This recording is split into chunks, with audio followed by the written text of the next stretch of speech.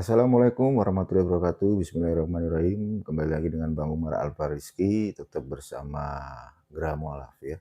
Baik para Iwan Villa dan juga para mualim dan juga para subscriber yang ada di Gera Mualaf, kembali lagi dengan Bang Umar ya. Nah, Bang Umar ini untuk kesempatan hari ini ya, Bang Umar akan ngasih satu video ya, konten terkait ada seorang dari praktisi Katolik ya. Namanya itu kalau nggak salah Pak Doni gitu loh ya. Jadi Pak Doni ini dia dulunya menjadi seorang Katolik ya. Beliau juga pernah ikut seminar atau apa, pokoknya kegiatan yang ada di dalam internal Katolik sendiri ya. Kalau nggak salah dia itu sudah menjadi seorang diakon ya kan. Jadi Pak Doni ini dia itu dulunya Katolik dan dia terus mengikuti program yang ada di internal Katolik ya, dan dia sempat menjadi seorang diakon menurut narasi dia. Nah, dari Katolik dan dia menjadi seorang diakon, habis itu dia pindah menjadi seorang Reform atau Protestan ya. Nah, bagaimana nanti keseruannya ya, nanti kita akan simak sama-sama. Tapi sebelumnya saya akan ceritakan dulu lebih singkat ya, detailnya, intinya kan gitu ya. Jadi dari Katolik pernah menjadi seorang diakon, terus menjadi seorang pelayan Tuhan di Reform atau di Protestan. Nah, setelah dari Protestan, beliau ini atau Pak Doni ini hijrah gitu loh. Hijrah ke salah satu agama yang diridhoi Allah yaitu Islam ya. Jadi cukup menarik nih perjalanan dari Pak Doni nih ya, di dalam mencari suatu kebenaran dalam tanda petik religion ya. Terus bagaimana kisah dia? Silakan simak video berikut ini. Keren ya, alhamdulillah. Ada cerita lagi mungkin yang menarik Ada. sebelum mualaf atau sesudah mualaf mungkin ada? Sesudah mualaf memang yang dikatakan orang itu memang benar dan saya rasakan. Apa tuh? Jadi ketika kita mualaf ternyata kita dinolkan itu benar. Dinolkan, diuji gitu ya. Diuji Kan kesabaran memang kita. Allah sendiri sudah bilang, jangan mentang-mentang lo orang beriman nggak diuji gitu. Ya. Udah Karena tidak ada satupun akan luput. Iya. Sekalipun kamu sangat beriman, tetapi kamu akan lolos akan ujian. Semua pasti diuji. Jadi setiap napas kita tuh adalah ujian. Ya. Sebenarnya.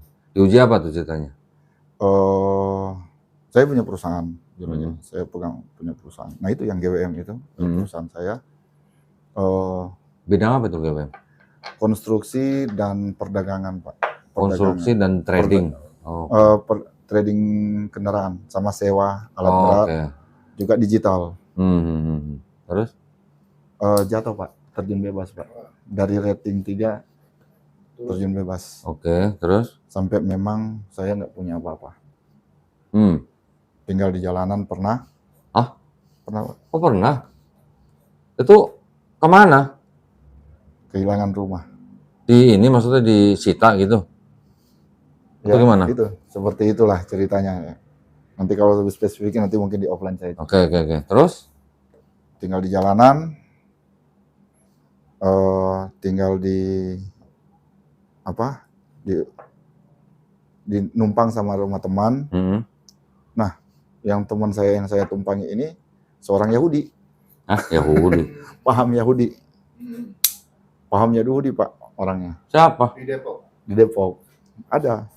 Bang Billy bukan? Oh bukan. Oh enggak, dia enggak dunia TikTok. Dia dunia TikTok aja dia enggak kenal. Dia nanti kenal dunia TikTok setelah saya live di rumah dia. Sampai dia bilang, "Itu apa sih yang kalian debatin?" Nah, gitu. Itu bisa kenal orang itu dari mana? Karena teman lama. Dia memang teman lama.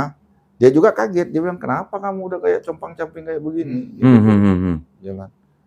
Tapi bahkan maaf ya, ini to the point of nggak apa-apa, tapi saya nggak sebut oknum. WA saya sempat ada bunyi. "Bro, gua tahu lu udah susah. Gua kasih 1 rumah mewah plus uang 1 miliar. Lu balik lagi ke Kristen dan jangan serang-serang orang Kristen." Siapa yang ngomong itu? Ada satu. Sambuan. Sambuan. Ditawarin Karena uang waktu- 1 miliar plus rumah mewah rumah. untuk balik ke Kristen. Saya cuma balas ke dia, Hmm. keimananku saat ini itulah yang saya pegang teguh sekalipun mati sekalipun. Masya Allah. Untuk menyerang kalian saya bilang tergantung. Kalian tidak Wani Piro gitu ya? Enggak, saya bilang kalau selama kalian tidak menghujat saya tidak akan menyerang. Oh. Ya. Karena saya tidak membenci agama saya. Tetapi kalau ada oknum yang menghujat, bukan agama yang saya akan hantam. Keimanan kamu yang akan saya hantam. Gitu, Gitu saya ya. pernah ngomong gitu. Karena waktu saya mualaf itu baru 3 hari saya suruh masuk TikTok. Padahal memang Bang Handi waktu itu sampai bilang, kamu stay dulu, jangan dulu nongol di permukaan. Cuma karena ya ada dendam kesumat juga, saya naik. Tapi memang tetap dipantau sama teman-teman. 1 miliar sama 1 rumah mewah. Keren tuh. Hah? Lu kalau tawarin gitu gimana, Mar? Enggak. Hah? Oh, enggak. Karena kalau bagi saya yang pernah juga di sekolah keagamaan kan, iman atau kepercayaan itu tidak bisa dibeli dengan apapun. Tapi Yudas dijual. Hah? Yudas itu menjual. Loh, kan Yudas kan memang sedang dalam misi. Oh, Tapi kan meleset, Pak. Malaysia. Enggak dong, kan udah berhasil disalib Yesusnya. Emang Yesus itu. Lah, mau Yesus mau bukannya, pokoknya sudah terjadi penyalipan gitu kan. Keceplosan. Kan sudah di Bible bilang penyalipan kan. Nah, ya berarti kan kalau nggak ada Yudas nggak ada penebusan dosa. Nggak ada Kristen. Nggak ada Kristen. Kalau nggak ada Yudas nggak ada penebusan dosa. Berarti Nah, terus tapi gini, iblis gimana iblis? itu iblisnya perannya di mana? Lah itu kan ngebisikin Yudas. Hah? Ngebisikin Yudas. Kan Paulus yang bisik. Enggak dong. Waktu di perjamuan kudus kan yang bisikin Yudas iblis. Ya kan waktu itu kan masih Saulus, iblis kan. Iya, iblis membisiki Yudas. Yudas memberikan kepada imam Yahudi kasih ke Pontius Pilatus. Iya, Pontius Pilatus nyuruh tentara Romawi nyalib Yesus kan? Pontius Pilatus katanya dia takut sampai dia bilang, saya tidak menemukan apa-apa, Iya, terserah oke. kalian lah gitu. Iya, Katanya oke. sih. Tapi kan akhirnya kan nyuruh tentara Romawi nyalib Yesus. Iya, Ya kalau nggak ada iblis, bakal ada penyalipan nggak? nggak ada. Nggak ada. Berarti iblis berjasa berdosa? Berjasa. Berjasa. Ya maka sembahlah dia. Kalau nggak ada iblis, Jangan nanya kok. mulai. silakan jawab sendiri. Jawab sendiri aja. Jawab sendiri. Kalau nggak ada iblis terusin sendiri. Terus sendiri. Jadi kalau iblis tidak membisiki Yudas, jawab sendiri ya. Nah, Ya, itu. ya. Kayak Kita ini nggak- kayak yang di acara baru lewat katanya, sorry ye. Ah. Iya. Terus berapa lama mengalami kejatuhan gitu? Ini berarti terjadi baru berapa bulan ini aja. Oh, Terus? saya memang merasakan benar-benar kayak ditinggalkan, kayak suasana jadi berubah. Ketika saya masuk TikTok, Kalau keluarga besar di mana tuh semua? Iya. Oh, terus? kayak merasa ditinggalkan. Biasanya saya masuk TikTok malah diajak bercanda. Ini kok saya masuk TikTok kayak adem-adem. Setelah mualaf? maksudnya? Iya. Oh gitu. Tapi saya menganggap itu, saya nggak ambil hati di situ. Ya. Cuek aja saya. Hmm. Baru saya, oh iya, Hmm. ini kan ujian. Hmm. Ngapain juga gitu. Hmm. Bahkan sampai pernah ada teman yang dulu Muslim yang care malah tiba-tiba seolah-olah fitnah saya. Oh. Padahal ternyata dia ngeprank ke saya. Dia mau uji saya, seberapa kuat kamu. Oke. Nanti ketahuan setelah dia ngaku sendiri. Sorry ya bro, saya nguji kamu. Seberapa kuat kamu atau kamu cuma... Karena memang gini, memang saya dulu paling keras. Paling keras. Mungkin Umar juga sudah pernah sempat tahu waktu kemarin itu saya paling keras. Sudah disuruh-suruh syahadat, saya nggak mau. Malah saya. Makanya banyak yang ragu waktu itu. Ragu dan saya anggap itu wajar. Karena saya tiba-tiba kok sudah mualaf gitu. Kan menghilang 2 minggu, tiba-tiba nongol udah mualaf gitu. Memang ya saya aku itu wajar kalau banyak yang ragu dengan Go With Me gitu, dengan Bang Go, karena ya saya terkenal keras, sekalipun nggak pernah debat, hanya diskusi-diskusi, tapi untuk keimanan itu taunya keras memang. Nah, terus gimana? Perusahaan gimana sekarang perusahaan? Alhamdulillah. Sekarang lagi atau gimana? Alhamdulillah sudah 2 bulan ini sudah berjalan normal. Oh gitu. Sudah dari kemarin juga sudah berjalan normal. Kita kemarin ke Morowali ya, ke Mandiodo, ke tambang Mandiodo, dan alhamdulillah itu hadiah setelah saya selesai mengalami suatu cobaan. Alhamdulillah saya dari salah seorang pengusaha Kendari yang mencalonkan diri kemarin juga, beliau memberikan hadiah 180 hektar tanah untuk digarap menjadi tambang nikel. Masya Allah. Masya Kita lagi Allah. garap sekarang. Keren. Alhamdulillah itu hadiah. Ya, ya, ya. Beliau seorang muslim juga, ibu seorang muslim, teman dari istri saya yang sekarang. Oke. Tiba-tiba ketika saya ngobrol, beliau langsung ajak ke sana, lihat lahannya di sana. Saya kaget. Udah, Pak Doni, silakan PT Gita Wahana Mandiri yang kelola. Serius Bu? Silakan, kita bikin smelter nanti di sini. Langsung, kita langsung pergi tinjau. Saya pikir dia bercanda, ternyata benar. Dan ini mungkin minggu-minggu ini dia datang ya. Minggu-minggu ini beliau mau datang untuk ngurus masalah perizinan, RKAB-nya, semuanya. Dan kita akan mau tanda tangan bersama. Itu gara-gara loncat. Iya, ya. Tukang loncat.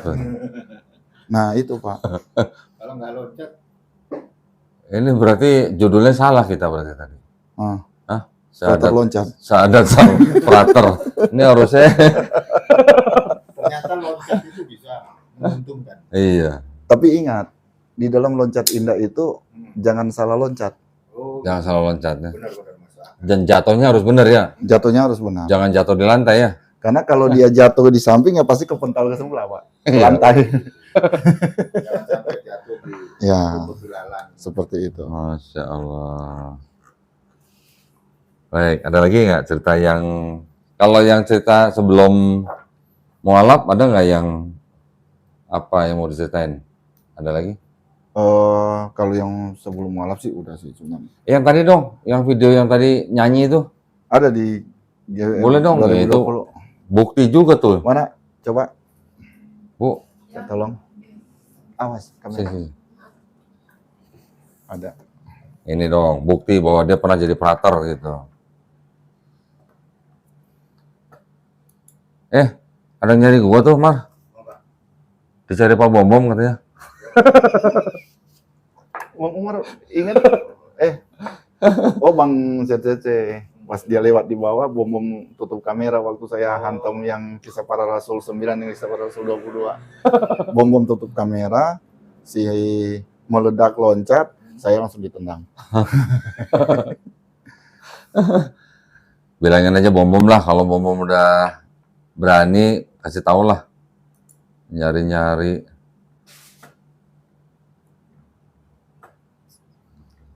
Mana fotonya? Videonya? Ini ada. Entar. Oh, bukti nih.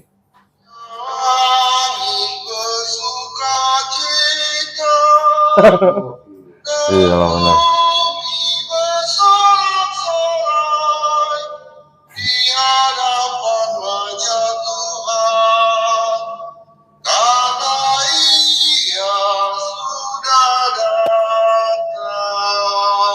Udah kayak di konsili kok ya. Iya.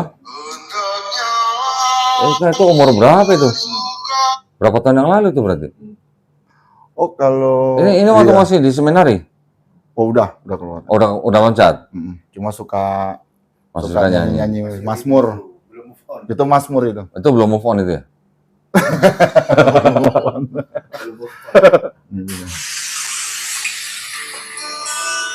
Agak kesana, kesana.